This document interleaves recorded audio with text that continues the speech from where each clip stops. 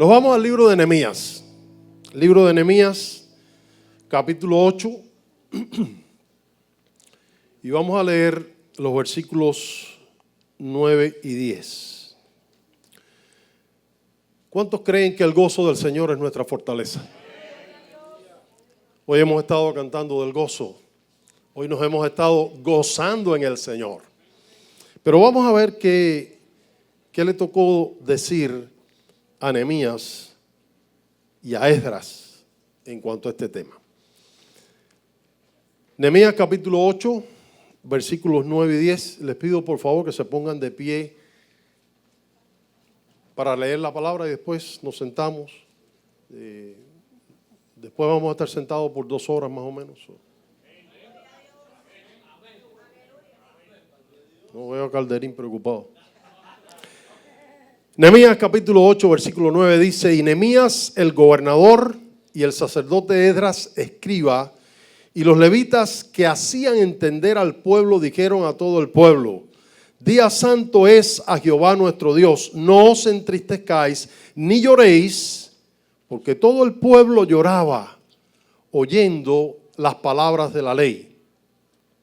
Luego les dijo: id, comed grosuras y bebed vino dulce y enviad porciones a los que no tienen nada preparado, porque día santo es a nuestro Señor. No os entristezcáis, porque el gozo de Jehová es vuestra fortaleza. ¿Podemos decir eso todos juntos? El gozo de Jehová es vuestra fortaleza. El ensayo salió bien, vamos a repetirlo. El gozo de Jehová es nuestra fortaleza. Padre, te damos gracias por tu palabra en este día. Te damos gracias porque podemos contar, Señor, con ese fruto del Espíritu en nuestros corazones, especialmente en los momentos difíciles. Y te damos gracias porque el gozo que viene de ti nos fortalece. El gozo que viene de ti nos ayuda a navegar en los momentos difíciles. Y te damos gracias porque no es nuestro, es tuyo. Y como es tuyo, permanece. A ti te damos la gloria y la honra en el nombre de Jesús. Amén y amén. Pueden sentarse, hermanos, pero ayúdenme a predicar. Si acaso yo me quedo sin voz, usted sigue. Amén. La historia de Nehemías comienza con una pregunta acerca de los judíos que vivían en Jerusalén mientras él vivía en Persia. Persia es lo que hoy es Irán. Amén. Allí en Persia estaba Nehemías y estaba en una posición importante dentro del imperio persa. 94 años antes, Zorobabel, con un grupo de hombres, unos 50,000, bueno, entre todo, familia y demás, vinieron a reconstruir el templo que había sido asolado por Nabucodonosor y la ciudad de Jerusalén. Ellos llegaron 94 años antes de este momento en el que Nehemías pregunta: ¿y cómo está el pueblo allá en Jerusalén? Mientras él está viviendo su vida cotidiana, garantizando la vida del rey, porque era copero del rey. Y al ser el copero del rey, era el hombre que garantizaba que ese rey no fuera envenenado. Entonces hace aquella pregunta: ¿y cómo está el pueblo que está en Jerusalén? Bueno, la respuesta no fue agradable, la respuesta no fue buena, la respuesta no lo animó, la respuesta no lo inspiró a hacer otra cosa que llorar, humillarse, ayunar y orar al Dios de los cielos, para que Dios le diera una estrategia, para que Dios le dijera qué era lo que él necesitaba hacer. Y a mí me llama mucho la atención lo que había pasado 94 años antes, porque a veces nosotros leemos la Escritura y no nos damos cuenta que hay periodos de tiempo tomando lugar, hay profecías cumpliéndose. Y en Isaías 44:28 hay una profecía que fue dada 150 años antes de que naciera la persona de quien el Señor estaba hablando. Y el Señor estaba hablando del rey que dio el decreto para que Zorobabel llevara a aquel grupo de judíos a Jerusalén y reconstruir.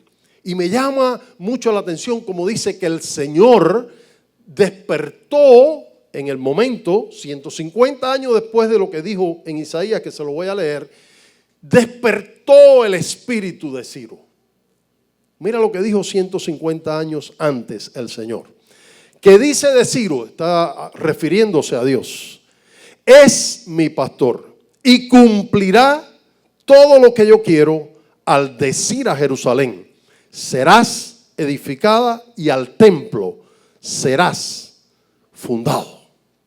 Bueno, ese cumplimiento vino en el tiempo de Zorobabel.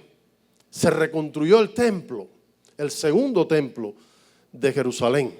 Se reconstruyó la ciudad, pero pasó algo. Pasó algo que a veces le sucede a la iglesia en el siglo XXI. Aquellos judíos que fueron, aquellas familias que regresaron a Jerusalén, empezaron a acomodarse. Empezaron, dice uno de los profetas de esa época, a artesonar su casa. En vez de ocuparse en lo que debían haber hecho para terminar la obra. Y era haber reconstruido las murallas de Jerusalén. ¿Por qué razón? Porque habían enemigos. ¿Por qué razón? Porque las murallas caídas y las puertas quemadas al fuego abrían la oportunidad para que los enemigos del pueblo de Dios entraran e hicieran daño. Y esto es algo que yo creo que tenemos que aprender de la palabra y de la historia. Hay por ahí quien dice que el pueblo que no aprende de su historia repite sus errores, ¿verdad? Entonces, si nosotros tenemos esta historia delante de nosotros, ¿qué propósito puede tener? Bueno, y es que yo pienso que nosotros tenemos que tener cuidado con los muros espirituales de nuestras vidas, con los muros espirituales de nuestra familia, y no podemos bajar la guardia. No podemos dejar de orar, no podemos dejar de congregarnos, no podemos dejar de buscar el rostro de Dios, no podemos dejar de depender del Espíritu de Dios para poder ser más que vencedores. Entonces, Nehemías viene con esa misión, porque la respuesta a su pregunta fue, bueno, el pueblo que está allá está en problemas. ¿Por qué? Porque los muros todavía están derribados 94 años después.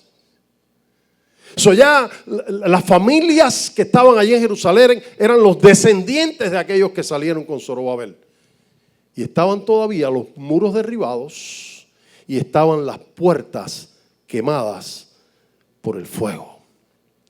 Entonces, Nehemías, que es un hombre a quien Dios inspira para construir con éxito. No sé a cuántos de los que están aquí les gusta el éxito. No sé a cuántos de los que están aquí les gusta cuando comienzan un proyecto poder tener éxito en él. Yo estoy seguro que a todos. Seguro que todos queremos tener el éxito que tuvo este hombre. Bueno, Nehemías fue un hombre que construyó para el éxito. Y como construyó para el éxito, hoy nosotros podemos estar leyendo su historia. Y hoy podemos reflexionar en las cosas que tomaron lugar alrededor de la vida de Nehemías en relación a nuestras vidas. Porque también nosotros estamos en un proyecto de vida. También nosotros como individuos estamos haciendo algo. Y queremos que ese algo tenga éxito. Cuando yo reflexionaba sobre esto, yo me acordaba del trabajo que hizo el pastor Moisés en el pueblecito de Nazareno. Yo estoy seguro que ustedes conocen a Nazareno, porque no a Nazareno la iglesia, sino al pueblo de Nazareno, muy cerca de donde nosotros nacimos y nos criamos. Cuando Moisés tomó en sus manos una iglesia que no existía, una iglesia que tenía una sola persona por 20 años. Y de allí, por la gracia de Dios, no por lo bueno que es Moisés. No, eso fue por la gracia de Dios. ¿Sí o no, Moisés? Porque tú te pusiste en las manos de Dios, porque tú permitiste que el Espíritu Santo te usara como un instrumento para su gloria. Y de allí, cuando Moisés salió en el año 89, dejó una iglesia establecida. Moisés construyó para el éxito y llegó aquí a los Estados Unidos y ha continuado construyendo para el éxito. Yo no le estoy dando la gloria a Moisés, nadie se confunda. Yo le estoy dando la gloria a Dios por lo que ha hecho a través de la vida de Moisés. Denle un aplauso al Señor, porque eso vale la pena. Porque los que están aquí, que han sido pastores y que quizás hoy están en otra área, en otra esfera, en otro nivel en su vida espiritual, saben lo que significa ser un pastor. Este hombre, Nehemías, es un hombre que nos deja un ejemplo para hoy, para el siglo XXI. No para algo que pasó hace 2500 años. No, es para hoy. Es para hoy. Podemos aprender de Nehemías. Porque cuando los muros que él fue a reconstruir, que aunque eran físicos, cuando los muros están derribados, y estoy refiriéndome a los muros espirituales, de alguna manera las vidas están desprotegidas, arruinadas, corrompidas y desconectadas de Dios, a pesar de que rindan un aparente culto. Eso era lo que estaba pasando en la época de Nehemías. Era un culto hipócrita lo que estaban trayendo, lo que estaban haciendo delante de Dios. Y por eso Esdras toma la palabra. Si ustedes van al capítulo 8 de Esdras, se van a encontrar a Esdras leyendo la palabra, como lo encontramos aquí en Nehemías. Un día entero en la palabra. Para nosotros 2 horas el domingo a veces es una carga. ¿Sí o sí? Sin embargo, aquel pueblo tenía tanta avidez por la palabra, tenía tanto deseo, tenía tanta sed de Dios, tenía tanta necesidad de la administración de la palabra, que aquel pueblo estuvo de pie el día entero escuchando y después lloraban por lo que habían escuchado. Mire, yo no soy una persona muy emocional. Por ahí se me salió un par de lágrimas cuando estaba viendo ese drama, porque me tocó mi corazón. Pero ¿cuántas veces, yendo a la palabra y encontrándote con la verdad de la palabra, has tenido que llorar? ¿Cuántas veces la palabra te ha confrontado de una manera que, es que esto es imposible? Y no has podido dejar de llorar, porque la palabra trajo contrición a tu corazón. Para bien, para bien. Cuando la palabra te contriñe por alguna razón, por cualquier situación, es para tu propio bien. En estas condiciones de las que yo le hablé, Dios levanta a Nehemías con un mensaje confrontativo. Es un mensaje de confrontación, pero es un mensaje unificador para lograr el propósito del plan de Dios. Y el propósito del plan de Dios para Nehemías era reedificar los muros y levantar las puertas para evitar que los enemigos del pueblo de Dios continuaran atacando a sus hijos. Nehemías establece estrategias de construcción y organiza quién construirá qué tramo. Y a mí me llamó la atención algo interesante, Moisés, estoy seguro que tú has visto eso. En Nehemías 3:12 habla de un señor que se llamaba Salum. Y Salum era el gobernador de la mitad de Jerusalén. Pero Salum no tenía hijos varones. Y dice la historia bíblica que Salum tomó a sus hijas y con sus hijas mujeres reconstruyó la porción que Nehemías le asignó. Entonces, ¿qué quiero decir con esto? Que a veces nosotros tenemos excusas. A veces nosotros decimos, no, es que yo no puedo porque imagínate, me falta esto, me falta aquello. Pero qué maravilla que el apóstol Pablo dijo, yo todo lo puedo en Cristo que me fortalece. Hasta lo que parece imposible. Porque para los hombres es imposible, pero para Dios no hay nada imposible. Y entonces Nehemías establece esa estrategia. Bueno, la familia de Moisés va a reconstruir esta porción, y la familia de Chirino va a reconstruir esta porción, y la familia de José va a reconstruir esta porción. Y así cada uno hizo su parte, cada uno se involucró, cada uno aportó a la obra de Dios. Y esto es lo que también de alguna manera hemos estado viendo en esta noche, ¿verdad? Como decía nuestro hermano. Y es que cada uno aporta con su talento a la obra de Dios.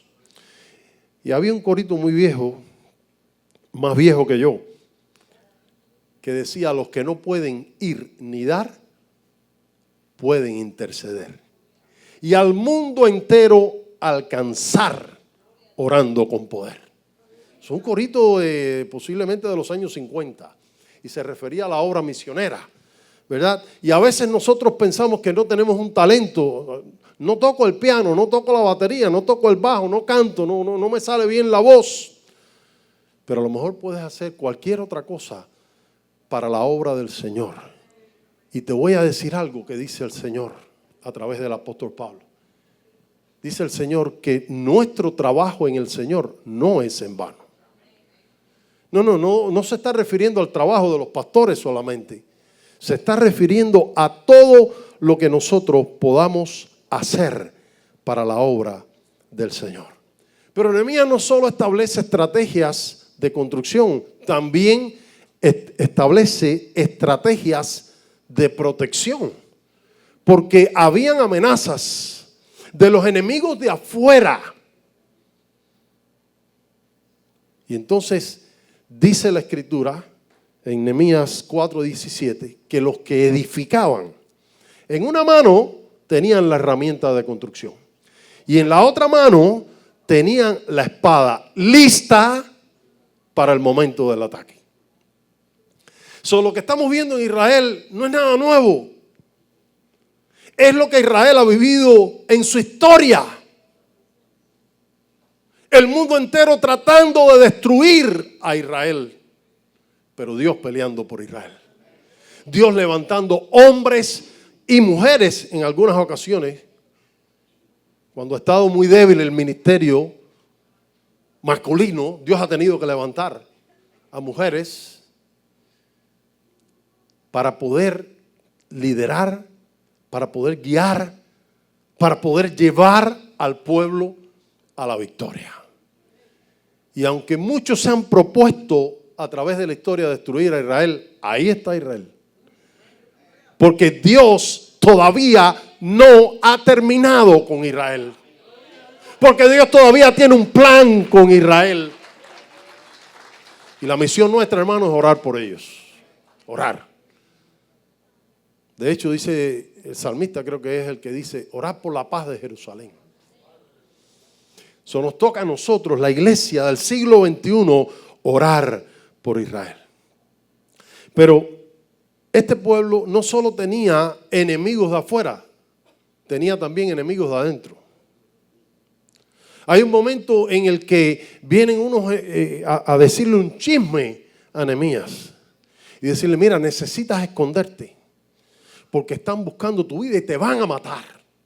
Pero Nehemías no era de los hombres que se escondían.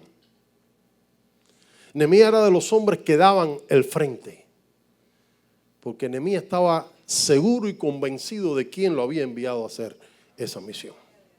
Mire, yo vivo convencido de que yo no me voy de esta tierra un segundo antes del plan de Dios. Un segundo.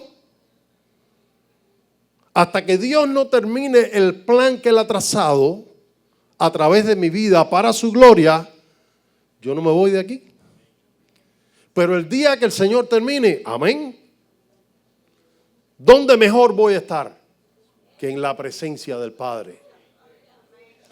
Pero ese tiempo no ha llegado. Todavía hay mucho que hacer. Entonces habían enemigos de adentro también. Habían estos enemigos que se burlaban, eran escarnecedores, eran burladores, que decían, lo que estos levantan, una zorra, es capaz de destruirlo. Mira, el enemigo va a venir a intimidarte para que desistas de edificar a tu familia en Cristo, para que desistas del proyecto que has comenzado, para que desistas del sueño y de la idea que Dios puso en tu corazón. A veces nosotros pensamos que no es mi sueño, es mi gran idea. No, es Dios obrando en tu corazón. Es Dios dirigiendo tu vida con un propósito. Entonces, a veces vas a experimentar presiones de afuera, pero a veces vas a experimentar presiones de adentro en tu propia vida, temores. A veces vas a tener inseguridad. Pero yo estoy aquí para decirte que si Dios te llamó y te dio un propósito, Dios te va a guiar a través de la vida en ese propósito, utilizando el plan que Él diseñó como el vehículo para que el propósito se cumpla. Entonces, Nehemías está enfrentando toda esta situación, Nehemías está enfrentando todos estos enemigos, pero viene con este mensaje. Como yo les dije, es un mensaje de confrontación, pero también es un mensaje que unifica. Y les dice, el gozo de Jehová es nuestra fortaleza. Y el gozo es parte del fruto del Espíritu. A mí me gusta ilustrar el fruto del Espíritu, y yo estoy seguro que ustedes han escuchado esto quizás de otra forma o así mismo, como si fuera un racimo de uvas. Fíjense que cuando Pablo en Gálatas capítulo 5, 22 al 23, describe el fruto del Espíritu, no habla de los frutos del Espíritu, habla del fruto del Espíritu. Entonces, la mejor manera en que yo lo puedo entender humanamente es como si fuera un racimo de uva. Y cada uvita es un fruto. Amor, gozo, paz, paciencia, benignidad, bondad, fe, mansedumbre, templanza. Ese racimito de uva, que es el fruto del Espíritu, contiene dentro de sí al gozo. Por eso yo he dicho muchas veces que el gozo no depende de las circunstancias. El gozo que el Señor nos da no depende de la situación que tú estás viviendo. El gozo que el Señor nos da no depende de las ganancias o de las pérdidas. Porque cuando tú has sido sellado por el Espíritu de Dios, como dice Efesios 1:3, el Señor ha depositado dentro de tu corazón ese fruto. Y lo que el Señor te ha dado, nadie te lo puede quitar. Ni las pruebas, ni las luchas, ni el diablo mismo en persona tiene poder ni autoridad para quitarte lo que Dios te dé. Entonces, pasamos por momentos, pasamos por situaciones que quizás no estamos alegres, pero todavía podemos tener el gozo de la salvación. ¿Se recuerdan la petición del salmista? Devuélveme el gozo de la salvación. Entonces, el Señor ha hecho tantas cosas por nosotros. El Señor ha sido tan bueno. Hermano, yo no sé su historia, pero yo sé la mía. Y yo miro atrás y veo de donde Dios me sacó y la misericordia que tuvo de mí y donde estoy. Y no puedo más que agradecerle. No puedo más que tener un corazón agradecido a Dios y servirle. porque solo Él es digno de recibir la honra, la gloria, el honor, la alabanza por los siglos de los siglos. Ahora, Sofonías, que es uno de esos profetas menores que a veces no lo encontramos en la Biblia. A veces vamos a buscar Sofonías y se perdió Sofonías. Sofonías tiene un pasaje que a mí me gusta mucho porque me ayuda a reflexionar en aquellas cosas por las cuales debemos regocijarnos, podemos regocijarnos. Si tiene su Biblia, vaya a Sofonías 3, 14 al 17. Y hoy cantamos una canción que va en línea con este pasaje. Dice, canta, oh hija de Sión. ¿Cantamos o no cantamos? Canta, hija de Sión. Da voces de júbilo, oh Israel. Gózate y regocíjate de todo corazón, hija de Jerusalén. Jehová ha apartado tus juicios, ha echado fuera tus enemigos. Jehová es rey de Israel en medio de ti. Nunca más verás el mal. En aquel tiempo se dirá a Jerusalén, no temas, Sión, no se debilite en tus manos. Jehová está en medio de ti, poderoso, Él salvará, se gozará sobre ti con alegría, callará de amor, se regocijará sobre ti con cánticos.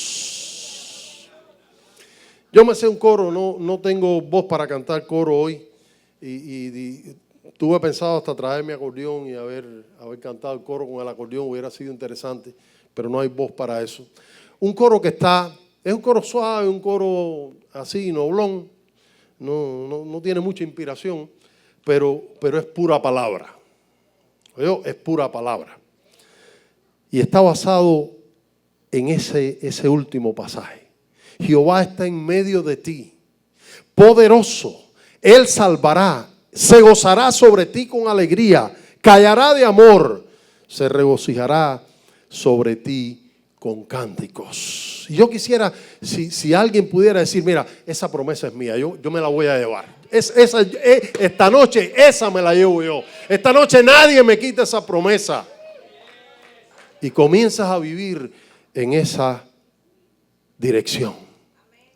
¿Por qué puedo regocijarme en el Señor? En primer lugar, porque mis pecados han sido perdonados y el castigo por el pecado ha sido depuesto. Hay alguien aquí que se junta conmigo, se une conmigo y dice, yo también me regocijo porque mis pecados han sido perdonados.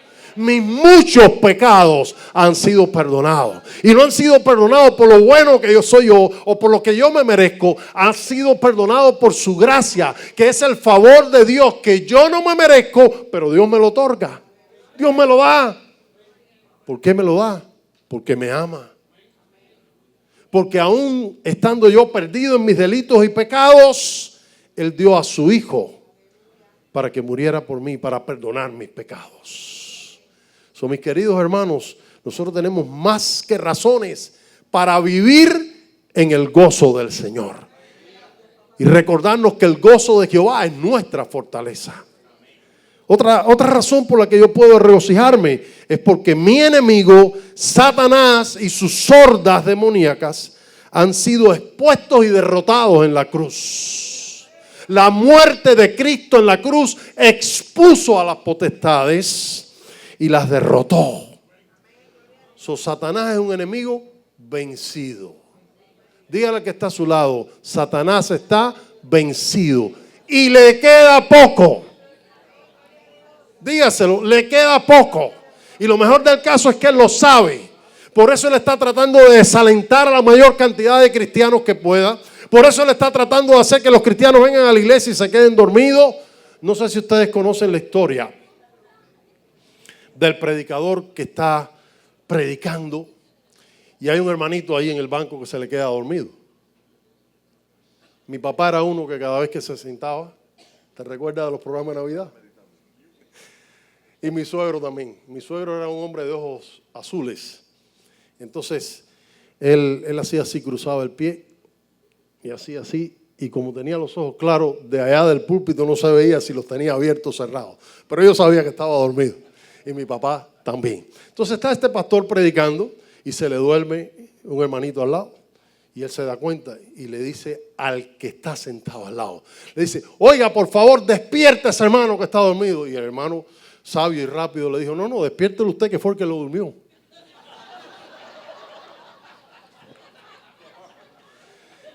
Entonces, mis queridos hermanos, podemos regocijarnos en el Señor porque ya no somos esclavos del pecado.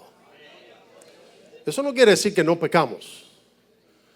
Pero ya el pecado no es nuestro amo. No es el que controla nuestras vidas.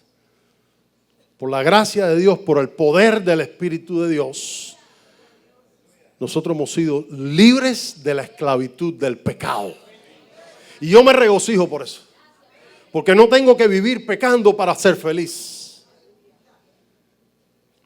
La tercera razón por la que yo puedo vivir regocijándome en el Señor es porque Dios está con nosotros, brindándonos su comunión, su gracia y su ayuda a lo largo de la vida. Ya les contaba, mi mamá tiene 95 años y como ella dijo, nosotros como familia, pero especialmente ella y mi papá, en algún momento han estado en el horno calentado 7 veces. Pero allí en el horno, calentado 7 veces, había alguien paseándose con ella. Había alguien ayudándolos. Yo no sé si ustedes conocen casos como el que yo voy a mencionar, espero que aquí no haya ninguno. Pero usted no tiene una idea de la cantidad de familias que yo conozco, matrimonios que se han destruido por la muerte de un hijo. Conozco varias. Bueno, el Señor los ayudó. Cuando mi hermano mayor murió en un accidente en el año 74, el Señor estuvo con ellos, paseándose allí en el horno de fuego. En el momento difícil, en el momento de crisis, Dios siempre estuvo con ellos. Y a lo largo de todo este tiempo, mire qué cantidad de tiempo estamos hablando, del año 74. ¿Ok? Tomó lugar eso. Eso siempre ha estado presente en sus vidas. Eso es algo que no se olvida. ¿Ok? Pero ellos pudieron experimentar la gracia y el favor y la fortaleza de Dios en medio del problema. Y la cuarta razón por la que podemos regocijarnos en el Señor es porque somos objetivos del gran amor de Dios y de su regocijo sobre nosotros. Dios nos ama, pero además de que nos ama, se regocija sobre nosotros, dice la palabra. Entonces, podemos decir, hermano, que el gozo que forma parte del fruto del Espíritu no es algo que se recibe automáticamente, es algo que se experimenta solo por la gracia de Dios en la medida en que nuestra relación con el Señor crece. Mire, las pruebas, las situaciones que estás viviendo tienen el propósito de acercarte a Dios, aunque ahora tú no puedas verlo. Por eso dice el Señor en su palabra, Él no nos ha dado una tentación mayor de la que nosotros podamos soportar, y con la tentación nos ha dado ¿qué? La salida. Entonces yo le aconsejo mucho a los hermanos, cuando estás en una crisis, cuando estás en un problema, cuando estás en una tentación, no te alejes del Señor, no te vayas de la iglesia. Es Él, al contrario, acércate a Él, porque Él es la puerta. Jesús es la puerta. Por lo tanto, la salida a tu problema está en Jesús. Y mientras más te acerques a Él, más vas a poder experimentar la paz interior y el deleite de Dios el Padre, de Dios el Hijo y de Dios el Espíritu Santo. No te alejes del Señor cuando estás en situaciones. El gozo fluye de Dios, no fluye de nosotros, fluye de Dios como un aspecto del fruto del Espíritu. Por eso dijo Jesús lo siguiente: si guardareis mis mandamientos, permaneceréis en mi amor. Así como yo he guardado los mandamientos de mi Padre y permanezco en su amor. Estas cosas os he hablado para que mi gozo esté en vosotros y vuestro gozo sea cumplido. En la medida en que nosotros conocemos la voluntad del Padre y nos movemos en la voluntad del Padre, ese gozo es como que se multiplica. Es como que viene la situación, viene la crisis, viene el problema, agotas la reserva que tenía y viene el Espíritu y te rellena. Viene el Espíritu y de nuevo hace esa obra milagrosa, esa obra de gracia de llenar tu corazón con el gozo de Jehová, que es nuestra fortaleza. Yo no sé cuántos de ustedes conocen las palabras del salmista cuando dijo: me mostrarás la senda de la vida. En tu presencia hay plenitud de gozo y delicias a tu diestra. No hay lugar más bello, cantábamos. No hay mejor lugar, no hay lugar más alto que estar a los pies del Maestro. Aleluya.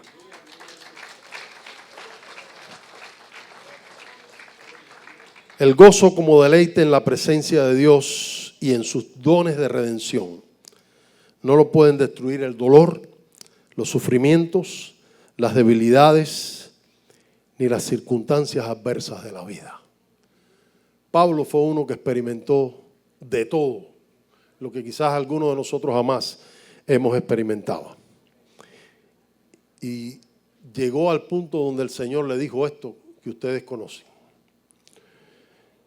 bástate mi gracia, porque mi poder se perfecciona en la debilidad. Entonces dice el apóstol Pablo: por tanto, de buena gana me gloriaré más bien en mis debilidades, para que repose sobre mí el poder de Cristo. Porque es el poder de Cristo es el que te va a llevar adelante en medio de la crisis en tu proyecto de vida. Entonces, mis queridos hermanos, necesitamos, esto es una necesidad, caminar en el gozo de Jehová, que es nuestra fortaleza. Porque la situación no está fácil. Amén.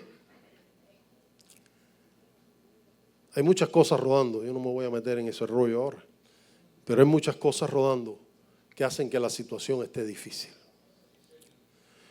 Pero yo creo que necesitamos, como creyentes, poder llegar al punto donde, bueno, puede ser que el mar esté agitado, pero que todavía tú puedas caminar sobre el mar con la vista puesta en Jesús. Si Pedro, que bueno, de hecho yo admiro a Pedro porque por lo menos se bajó del bote y caminó. Yo no lo hubiera hecho. Pero si Pedro se hubiera mantenido con la vista puesta en Jesús, nosotros estuviéramos leyendo una historia diferente. Pero ¿qué hizo Pedro?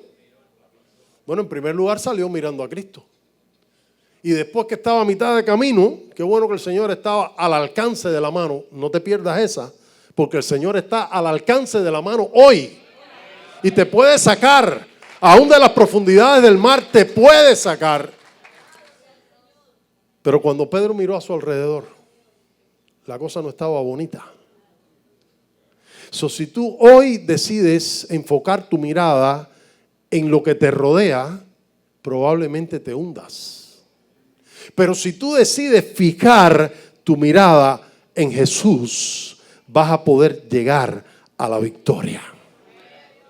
¿Sabes por qué? Porque el Señor pregunta a través del profeta Jeremías: he aquí que yo soy Jehová de toda carne, Dios de toda carne. ¿Habrá algo que sea difícil para mí? ¿Habrá algo que en tu circunstancia, en tu situación, en el problema que puedas estar tú teniendo en tu vida, hay algo que Dios no puede obrar? ¿Hay algo que Dios no puede hacer? ¿Hay algo que Dios no pueda cambiar? ¿Hay una circunstancia que sea mayor que Dios? Y yo pienso que algunas veces eso nos golpea como creyentes. A veces creemos que la circunstancia, que el gigante es más grande que Dios. Pero yo vengo esta noche a decirte que nada, absolutamente nada, es imposible para Dios. y poder vivir, el aplauso siempre para el Señor, poder vivir en medio de una circunstancia difícil, en el gozo del Señor es posible. Ponte de pie y vamos a orar.